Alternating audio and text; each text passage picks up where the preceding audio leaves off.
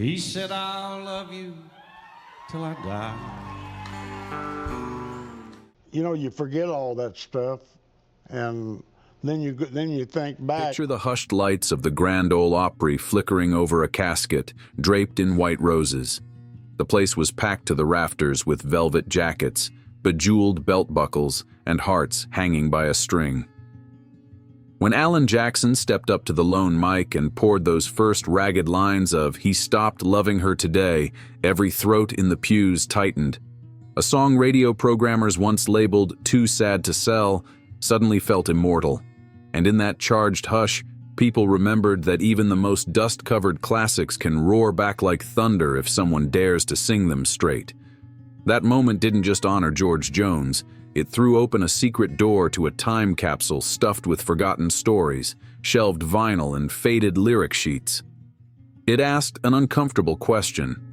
How many other masterpieces are still sitting silent, waiting for the right voice, the right night, or the right algorithm to wake them up? Today we dive into 20 such songs, each one tossed aside by chart chasers and bean counters, only to resurface decades later with new blood, new edge, new heartbreak. You'll hear about fierce daughters rewriting their parents' love letters, sons of outlaws stealing back the family mantle, and outsiders dragging smoky barroom ballads into the streaming age. Buckle up, because every comeback here packs a fresh twist, a little danger, and a living pulse that refuses to flatline. And we start with a ghost walking through a midnight veil. Our first resurrection slips out of the shadows with Long Black Veil, a sepia-tinted murder ballad Lefty Frizzell cut back in 1959. For years it lingered on bootleg jukeboxes and collector forums, its lonely church bell beat ignored by corporate playlists. Then Chris Stapleton, all gravel and gospel fire, snarled into a mic on a rainy festival night and gave the song a second life nobody saw coming. He didn't modernize it, he stripped it raw, stretching every vowel until you swore you could feel the gallows trapdoor creak underfoot. Streaming numbers exploded. TikTok teens lip-synced to a story about adultery and wrongful hangings. And suddenly Nashville bloggers were scrambling to explain how a forgotten murder confession crashed the viral charts. Stapleton's revival opened the gates for Aaron Lewis to haul the grand tour out of the attic.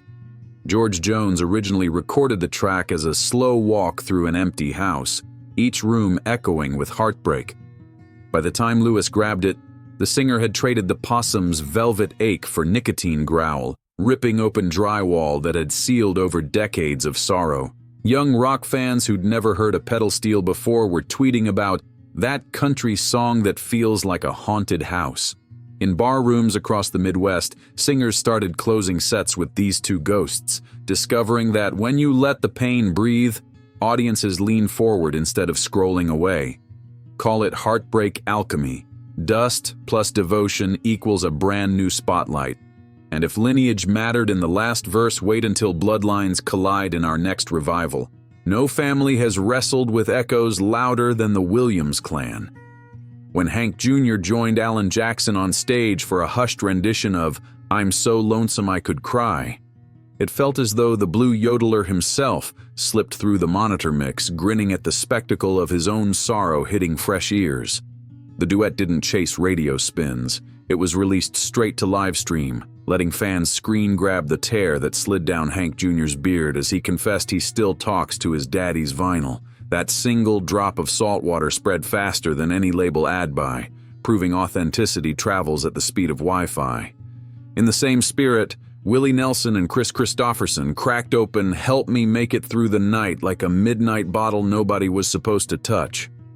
Sammy Smith once whispered the lyrics with candlelit caution, but the original writer and his red-headed partner went full confession booth. Two aging troubadours trading verses about a bed that's colder than the law allows. Spotify's melancholy playlist editors snapped it up, and suddenly, people doing 3 a.m. homework sessions were humming a decades-old plea for warmth. Of course, grief has its own gravity. Every time Alan Jackson slips into "He Stopped Loving Her Today," whether at a funeral, an award show, or in a half-lit studio session posted to Instagram, the temperature in the room drops 5 degrees. The song's resurrection isn't tied to a slick remix. It's tied to the collective gasp of an audience bracing for that final spoken line. Sad sells, after all, as long as the wound is real. And those wounds are about to get louder because next up, a teenage wildflower kicks in the door to reclaim her crown. Tanya Tucker first belted Delta Dawn when she was barely old enough to drive, then spent 40 years outrunning the tune like it was an awkward yearbook photo. But in 2019, bolstered by Brandi Carlile's fearless production, Tucker slid back behind the microphone and sang it with scar-tough wisdom. Where the original crackled with teenage daring, the new cut dripped with bourbon-soaked hindsight, each note apologizing to the girl she used to be. The revival bagged a Grammy, yes, but more importantly, it taught the industry that aging out of radio rotation doesn't mean aging out of relevance. That same lesson shimmered through Dolly Parton's re-recording of Coat of Many Colors for an NBC biopic soundtrack. The story of a mother stitching rags into pride landed differently once America had social media poverty porn to compare it to. Dolly's matured vibrato made the coat feel heavier, the thread stiffer, the love thicker. And if cross-generational healing needed a pop culture kick, Kesha slid in wearing rhinestones and rebellion to duet with Dolly on Old Flames, Can't Hold a Candle to You, a song her own mom helped write. Critics called it camp, fans called it catharsis, YouTube called it 3 million views. Suddenly playlists built around Sad Girl Autumn threw the track between Billie Eilish and Lana Del Rey teaching streaming babies about pedal steel heartbreak. The message was clear. Sometimes you need the original queen plus a restless heiress to shake digital dust off vinyl gold. What happens, though, when heirs aren't blood but chosen family forged in tour bus diesel? Enter the legacy kids, armed with pedigrees and distortion pedals. At a smoky club in Austin, Shooter Jennings and Lucas Nelson, sons of Waylon and Willie, closed a surprise set with Highwayman.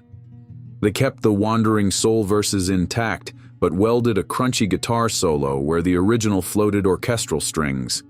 The crowd caught the reference instantly, chanting each reincarnation lyric like a gamer smashing the respawn button.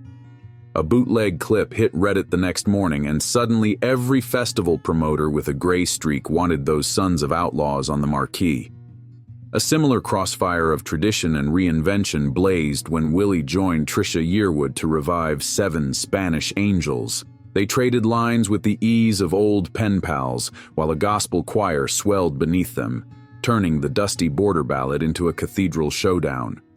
Radio programmers balked at the runtime. Streaming audiences devoured every cinematic second, proving algorithmic skip rates crumble when emotion is weaponized. But Willie wasn't done dusting off ghosts. He and Chris Christopherson had already cracked open Sunday Morning Coming Down, giving it a weathered rasp that made hungover regret sound like sacred scripture. This version slipped quietly into Sunday brunch playlists, sneaking existential dread between latte foam and avocado toast. One TikTok influencer filmed herself staring out a rain-smeared window while the chorus played. The clip went viral, and suddenly a 50-year-old ode to aimlessness charted on viral top 50 beside drill rap. The takeaway? Even ballads about beer-soaked self-reflection can find new life when filtered through a phone camera. And as the sons and daughters tested their inherited chords, a different breed of outlaw geared up to kick country back into the pit. Eric Church never met a sacred cow he wouldn't grill, so when he stomped onto stage at Madison Square Garden and tore into Lonesome, Ornery and Mean, fans braced for sacrilege. Instead, they got a turbocharged sermon, fire-spitting amps, strobe lights bouncing off a battered Telecaster, and Church snarling the hook like a biker preacher baptizing the faithful in sweat. The performance rocketed across social feeds, dragging Waylon Jennings' Outlaw anthem back into the charts with a vengeance that felt almost criminal. Not every revival relied on pyrotechnics. Willie Nelson's soft burn remake of Always on My Mind turned a Brenda Lee original into the definitive heartbreak reference track. Decades later, couples still pick that version for first dances, and movie directors needle drop it whenever they need 3 minutes of instant melancholy. Willie's take proved that a song about regret can age like barrel whiskey, its bittersweet notes deepening with every spin. Waylon himself performed a similar magic trick on Amanda, taking Don Williams's gentle ballad and coating it in outlaw dust. Years passed. Radio tastes shifted. But then Thomas Rhett slipped the track into a stripped-down acoustic encore during his arena tour. He kept Waylon's twang, yet added a millennial sigh, and suddenly, 20-something fans were Googling Don Williams lyrics at 2 a.m. Streaming numbers surged, and a song that once lulled truckers on AM radio ended up playlisted next to lo-fi study beats. 3 different revivals, 3 different strategies, arena shock therapy, intimate confession, and candlelit crowd sing-along, all proving the same thesis. When sincerity meets reinvention, even a dusty cassette can knock the glitter off brand new pop. Of course, some ghosts don't simply return, they haunt the calendar itself. Keith Whitley's Don't Close Your Eyes was almost lost to time through no fault of its own. The singer's sudden passing froze the track in amber, leaving it to fade under neon bar lights. Then Garth Brooks, nursing nostalgia and fresh from a Vegas residency, stepped into the studio with nothing but an acoustic and a promise to honor his hero. He stayed loyal to the original arrangement but pushed the vocal up front, letting every strained inhale crack through the mix. The cover debuted during a televised benefit, and country Twitter collectively ugly cried, crashing the donation site within minutes. That same swell of communal ache powered the unlikely rebirth of Merle Haggard's bleak holiday tune, If We Make It Through December. Indie folk siren Phoebe Bridgers rapped the song in reverb, snowflake guitar, and raw-throated whispers, donating proceeds to eviction defense charities. Gen Z listeners raised on emojis, not steel guitar, latched onto the lyric about factories shutting down and parents hiding pain behind tinsel. Suddenly, TikTok trenders were pairing the track with slow-motion footage of empty malls, giving the song a second winter on the charts. And if cyclical sorrow needed a thesis statement, look no further than That's the Way Love Goes, a tune that began with Johnny Rodriguez, found sorrowful perfection under Merle Haggard, and was reborn yet again in Jamie Johnson's smoky baritone. The latest version oozes fiddle, room echo, and the resigned grin of a man who's poured the same drink for 30 years. 3 songs, 3 eras, 1 constant truth. Heartbreak reinvents itself the way seasons do. Same pain, fresh wardrobe. But some tales aren't about a single heart. They're about 2 drifters doomed to collide on a dusty road. Townes Van Zandt wrote Poncho and Lefty as a campfire hallucination, but nobody told Emmylou Harris and Willie Nelson it was supposed to stay small. Their duet ignited radio in the 80s, then drifted off air as labels chased flashier hooks. Fast forward to a recent Farm Aid livestream. The pair leaned on stools, trading verses under strings of Edison bulbs, and the chat feed flooded with heart emojis faster than moderators could count. Spotify replay counts jumped by millions overnight. And suddenly a tale about a doomed bandit and his traitorous friend was soundtracking TikTok skits about ride-or-die roommates. Longevity looks strange in the algorithm age. Take Tammy Wynette's Till I Can Make It on My Own. Back in the day, it was a 2-step sob. In Martina McBride's hands, it became a skyscraper duet, high notes flying like doves over heartbreak rubble. The redo hit at a time when country radio barely played female artists, yet streaming leveled the field. Within a week, the song nested between power ballads by Adele and Pink on curated playlists aimed at late-night empowerment. And then there's Don Williams's You're My Best Friend, a tune so gentle it could babysit itself. Cody Johnson turbocharged it in front of 50,000 rodeo fans, adding a crowd chant that rattled the rafters. When the live clip hit social feeds, self-described non-country listeners commented that the chorus felt like a hug from a favorite uncle.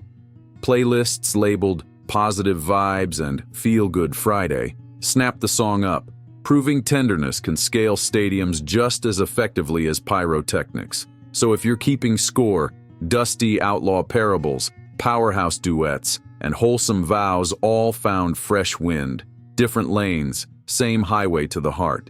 which raises the stone-cold question, what keeps dragging these tunes back from the brink? Part of the answer lies in the digital resurrection machine spinning behind every phone screen. Once upon a time, you needed a label promo budget or a neon jukebox to keep a song breathing. Now it takes one viral clip and a comment section hungry for lore. A teenager in Seoul can stumble onto a grainy boot stomp video of Eric Church, Shazam the riff, and fall down a rabbit hole that ends with Waylon snarling rebellion long before the kid's parents met. Streaming platforms quietly reward that time travel, serving related tracks like moonshine shots at closing time. The nostalgia economy feeds on novelty. Old feels new if you haven't lived it. So yesterday's B-side becomes tomorrow's breakout when an influencer stitches it into a thirst trap montage. Legacy estates have clocked the trend too. Sony dug dusty masters out of vaults, pressed them onto hologram vinyl for record store day, then slid remastered files onto high-fidelity tiers that promise audiophile goosebumps.